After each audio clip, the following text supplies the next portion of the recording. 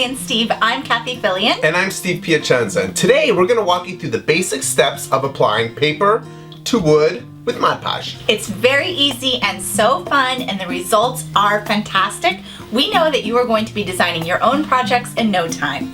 Today, we're going to show you the basic steps for creating a small collage just like this. And your first step is to find your wood surface, give it a nice sanding, and then apply acrylic paint of your choice right on top of it. And then what we did is we cut a piece of scrapbook paper out to size just to fit right on top. You can use almost any kind of paper. Wrapping paper, old book pages, magazine cutouts. I mean, it's endless. Anything works. One of our favorite things is color copies of family photos. Laser color copies. Yes, laser color copies. Absolutely. So let's start. First thing you're going to do is get your Mod Podge, and with a foam brush, we are going to put a layer right on top of our wood surface. Now you want a nice thin layer and cover the whole entire surface with the Mod Podge. And you want to make sure you hit all those edges all the way around. And there we go, cover it, nice thin layer. And remember, this dries completely clear. Set this aside once you've covered your whole wood surface, and turn over your scrapbook paper and cover that completely with a nice thin layer.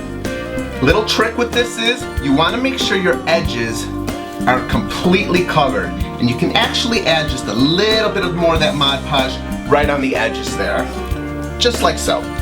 Then take your scrapbooking paper and put it right on top of your wood surface, and you got some nice wiggle room with that, so make sure all your edges are even all the way around. Now I like to use my fingers to go around these edges and press them down. If any of the Mod Podge seeps through, just rub it right in, because that will dry completely clear. Just like so. And then I like to go over it with the brayer. This is a fantastic tool. You just go right on top, and what this does, it eliminates all the wrinkles and all the air bubbles that are caught in that paper.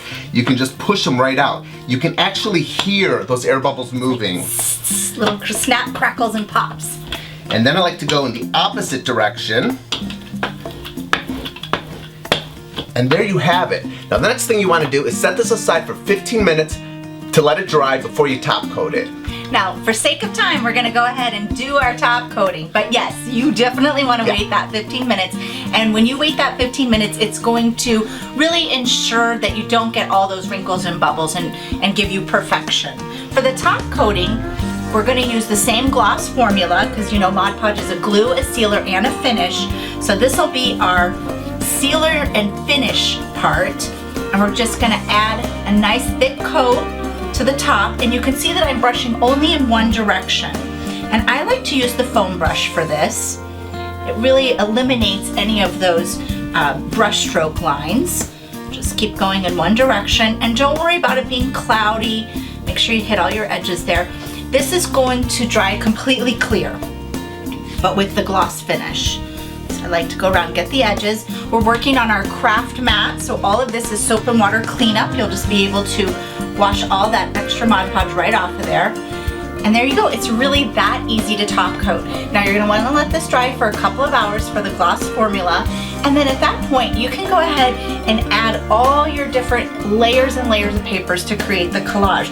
Over here you see we've done cutout letters to spell words. We've got paper cutouts like this. And I'm going to go ahead and show you how you layer that up. It's the same way. You're just going to add the Mod Podge to the back of the paper, and then you'll position the paper wherever you want it. And then I go in with my fingers, kind of tap it down. You can use the brayer as well if you want to position it in, brayer that down. You can add top coat over that. Again, I like to work in the same direction with my brush. And then you'll just want to let that dry for a couple of hours, but you can continue to layer and layer paper right on top of that until you're done with your collage. And once it's dry, you can add gems, buttons, you can hot glue all sorts of embellishments to the top. That's the basic steps for applying paper to wood with Mod Podge. And Mod Podge works great on wood, but it also works fantastic on other surfaces. Oh, it sure does. Like a glass cylinder turned into a luminary or a vase. And we've got acrylic podgeable shapes.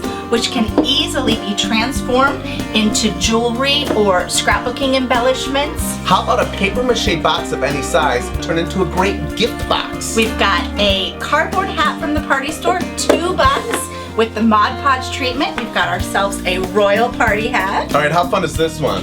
A ticket roll turned into the grooviest Mod Podge bowl. Love, love, love that.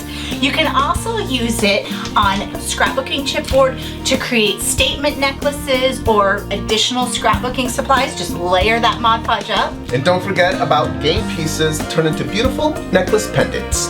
And metal ring blanks or bobby pin blanks or charm blanks, anything like that makes fantastic jewelry with Mod Podge. And here's one you can get super creative with.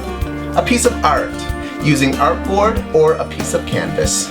And it works fantastic on paper. We've got just a plain craft paper sack. We Mod Podge to the front of it.